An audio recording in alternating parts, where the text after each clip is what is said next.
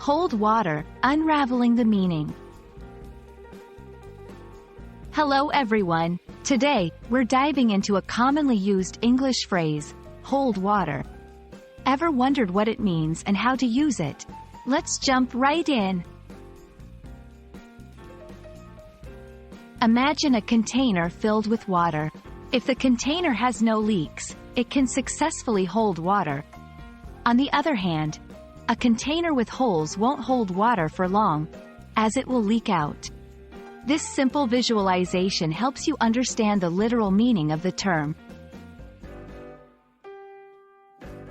When someone says an argument or a statement doesn't hold water, they mean that it's not convincing, reliable, or strong.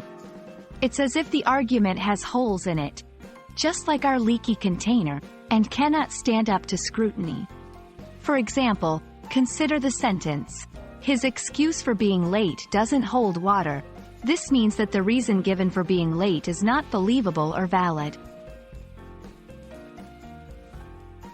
To help you understand better, let's look at a few more examples. 1. The prosecution's case didn't hold water, so the defendant was acquitted. 2. I'd like to believe your story, but it just doesn't hold water. 3. The theory was interesting, but upon closer examination, it didn't hold water. While the exact origin of the phrase is unclear, it's believed to have originated from the idea of testing the quality of containers. In old times, containers that could hold water without leaking were considered of good quality. Over time, this literal testing transformed into a figurative expression to test the quality or validity of arguments or statements. And there you have it. The next time you hear someone say a theory or statement doesn't hold water, you'll know exactly what they mean. We hope this video has shed some light on this interesting phrase.